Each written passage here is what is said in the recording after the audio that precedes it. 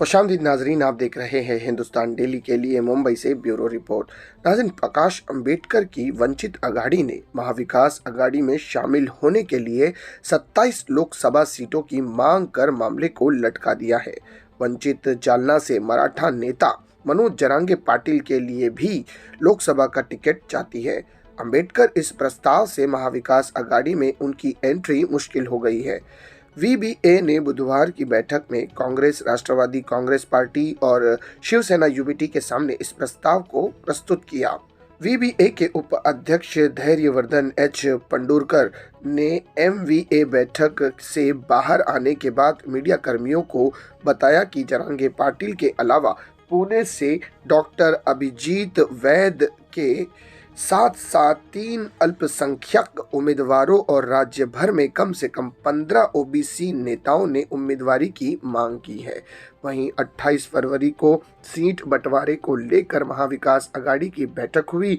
इस बैठक के बाद संजय राउत ने बताया कि महाविकास अघाड़ी की सीटों का बंटवारा हो चुका है।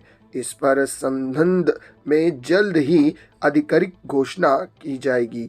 राउत ने कहा कि महाविकास अघाड़ी की आज की बैठक निर्णायक रही है। बैठक में तीनों पार्टी के नेता मौजूद थे। तीनों पार्टियों के बीच कोई मतभेद नहीं है। वंचित बहुजन अघाड़ी के प्रस्ताव में उन्होंने कुछ निर्वाचन क्षेत्र की सूची दी।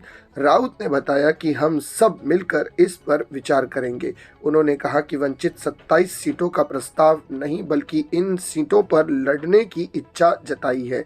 हालांकि यह पूरी तरह नामुमकिन है कि वंचित अघाड़ी को 27 सीटें देने पर महाविकास अघाड़ी के नेता राजी होंगे। वहीं पूर्व सीएम व कांग्रेस के सीनियर नेता पृथ्वीराज चौहान ने कहा कि हम वंचित अघाड़ी का प्रस्ताव मिला है, इस पर महाविकास अघाड़ी के सभी दल मिलकर फैसला लेंगे। उन्होंने कहा कि सीटों के बंटवारे पर आगे भी चर्चा होती रहेगी। तो ये थी नाजरीन अब तक की सियासत से जुड़ी बड़ी खबर जो हमने आपके सामने पेश की। इसी तरह की खबरों के लिए हमारे चैनल को सब्सक्राइब कीजिएगा। मैं सिराज शेख, हिंदुस्तान डेली से फिर मिलूंगा किसी अगली खबर के साथ। तब तक के लिए जय हिंद।